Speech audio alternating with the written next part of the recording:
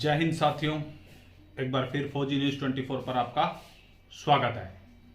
आज खबर सैनिकों के साथ साथ अर्धसैनिक बलों के लिए है, क्योंकि अर्धसैनिक बलों ने एक बार फिर से हुंकार भरी है। अपने अधिकार, अपने हक और अपनी मांगों के लिए जंतर मंतर पर पहुंचने का ऐलान किया है। अभी हाल फिलहाल में सबका सैनिक संघर्ष समिति के आह्वान पर पूर्व सैनिक जंतर मंतर पर पहुंचे थे, लेकिन अब की बार अर्धसैनिक बल यानी कि paramilitary forces, CRPF, BSF, ITBP, SSB, Assam rifles के जवानों ने हुंकार भरी है और वो 6 अप्रैल को भारी संख्या में जंतर मंतर पर अपने हक और अधिकार की लड़ाई लड़ने के लिए पहुंच रहे हैं। तो फौजी न्यूज़ 24 भी आप तक ये खबर पहुंचा रहा है। ये खबर जो हम पहुंचा रहे हैं उसके लिए हमारा वॉइस ऑफ सैनिक अर्धसैनिक बल के सचिव से बात हुई।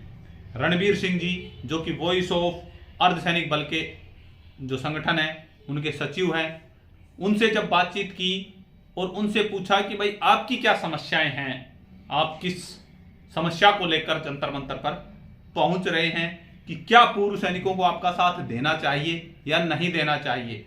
तो उन्होंने एक बहुत बड़ी बात फोन के माध्यम से हमें भी कहा कि साहब, फौजी साहब, जो हरियाणा है वो देश के वीर जवानों का राज्य है और हरियाणा के अंदर एक भाई अगर आर्मी में है तो दूसरा भाई सीआरपीएफ, बीएसएफ में भी है। तो क्या एक भाई को दूसरे भाई की मदद नहीं करनी चाहिए? और अगर हमारी मांगे गलत हैं तो आप बताइए, हमारी मांगे गलत हैं, हम मांगे नहीं उठाएंगे। अगर पहली मांग की बात करें तो इनकी सबसे बड़ी और सबसे पहली मांग यही है कि सीआरपीएफ, बीएसएफ, आईटीबीपी, एसएसबी, इन अर्धसैनिक बलों में शहीद हुए जवानों के शहीद स्मारक क्यों नहीं, उन्हें शहादत का दर्जा क्यों नहीं दिया जाता। बिल्कुल जायज बात है, किसी भी जिला मुख्यालय पर इनका कोई भी शहीद स्मारक नहीं है। हालांकि पुलिस के जो शहीद स्मारक हैं वो जिला मुख्यालय पुलिस लाइन में बने हुए हैं। आर्मी, एयरफोर्स, नेवी के जो शहीद स्मारक हैं वो हर जिला मुख्यालय पे बने हुए हैं। तो अर्धसैनिक बलों के शहीद स्मारक क्यों नहीं? बहुत ही जायज और इनका जो पॉइंट है बहुत ही उम्दा और अच्छा है। दूसरा, इन्होंने एक डिमांड ये भी रखी है, जो इनकी सोनीपत में मीटिंग हुई थी और आगे 3 अप्रैल को, जैसा इन्होंने बताया कि 3 मार्च को, माफी चाहूंगा, 3 मार्च को भिवानी में भी इनकी एक मीटिंग होने जा रही है। तो भिवानी के पूर्व सैनिकों, भिवानी के अर्धसैनिकों और भिवानी के जो पैरामिलिट्री फोर्सेस के जवान हैं उनसे भी मेरी विनती है कि ज़्यादा से ज़्यादा संख्या में जो अर्धसैनिक बल की जो कैंटीन है, जो कि अपना घंटाघर से मुख्य बाजार की तरफ वर्धमान ज्वेलर्स के सामने जो पुराना एसबीआई बैंक हुआ करता था उसके अंदर जो अर्धसैनिक बल की कैंटीन है उनमें उसके अंदर इनकी मीटिंग होने जा रही है। तो ज़्यादा से ज़्यादा संख्या में वहाँ पर भी पहुँचें और अपने विचार भी रखने, अपने सुझाव भी रखें। अर्धसैनिक बल के जवान, पैरामिलिट्री फोर्सेस के जवान वहां पर पहुंचे और मीटिंग को सफल बनाने में पैरामिलिट्री फोर्स संगठनों का सहयोग करें, क्योंकि जो मांग है वो बहुत ही अच्छी और जरूरी मांगे हैं। क्योंकि शहीद स्मारक होना चाहिए, बिल्कुल होना चाहिए। उस जवान ने भी अपनी शहादत देश के लिए दी है।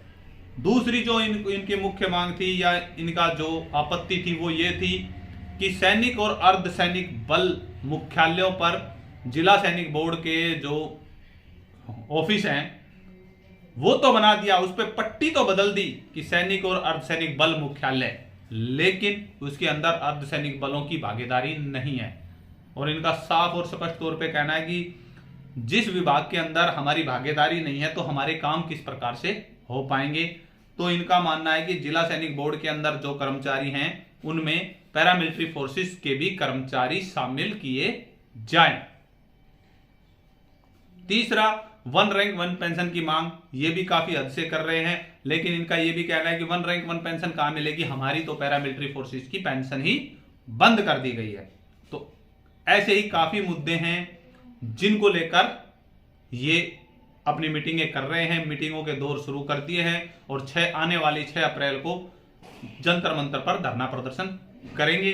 तो भिवानी के पूर्व सैनिकों के लिए अर्धसैनिक बल के जो पूर्व सैनिक हैं उनके लिए मुख्य खबर थी कि भाई ज़्यादा से ज़्यादा संख्या में वो अर्धसैनिक बल के पैरामिलिट्री फोर्सेस के पूर्व सैनिक 3 मार्च को अर्धसैनिक बल कैंटीन भिवानी घंटाघर चौक से अंदर जो है उसमें पहुंचे। इनके रणबीर सिंह जी जो वॉइस ऑफ अर्धसैनिक बल के सचिव हैं वो भी पहुंच रहे हैं अपनी मांगों के लिए जो इनकी मुद्दा है, और 6 अप्रैल को अर्धसैनिक बल एक बार फिर सरकार को चुनौती देने के लिए तैयार हो रहे हैं।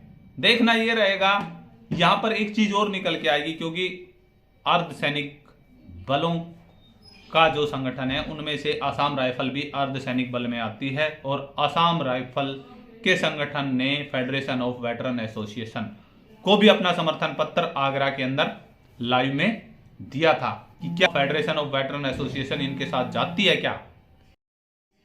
यह भी एक विषय रहेगा कि फेडरेशन ऑफ वेटरन एसोसिएशन इनके साथ जाएगी क्या या नहीं जाएगी, क्योंकि समर्थन दे रखा है। क्या करते हैं वो फेडरेशन ऑफ वेटरन एसोसिएशन और आसाम राइफल का मुद्दा रहेगा। हाँ, सभी से ये अपील जरूर मैं करूंगा कि ये भी हमारे ही साथी हैं, चाहे पैरामिलिट्री फोर्सेस के हैं, क्योंकि आज के समय में अगर राष्ट्रीय राइफल्स ऑपरेशन कर रही है तो पैरामिलिट्री फोर्सेस को साथ लेके कंबाइंड ऑपरेशन होते हैं, वहां पर भी जवान शहीद होते हैं, पैरामिलिट्री फोर्सेस के भी जवान शहीद होते हैं, लेकिन उनका नाम स्वर्ण अक्षरों में नहीं लिखा जाता। ये एक बड़ी विडंबना है कि देश के लिए 2 नौजवान अपनी जान न्यौछावर करते हैं। अगर आर्मी में है तो मुख्यालय पे नाम लिख दिया जाएगा, अगर पैरामिलिट्री फोर्सेस में है तो नहीं लिखा जाएगा। आपकी क्या राय है इस विषय पर कमेंट के द्वारा अवश्य बताएं। और एक बार फिर भिवानी और आसपास के अर्धसैनिक बल, पैरामिलिट्री फोर्सेस और सेना के जो जवान आना चाहते हैं वो इनकी मीटिंग में 3 मार्च को अर्धसैनिक बल कैंटीन घंटाघर चौक के पास अवश्य पहुंचें और इनके भी विचार सुने, अपने भी विचार रखें। इसी के साथ आज की वीडियो में इतना ही।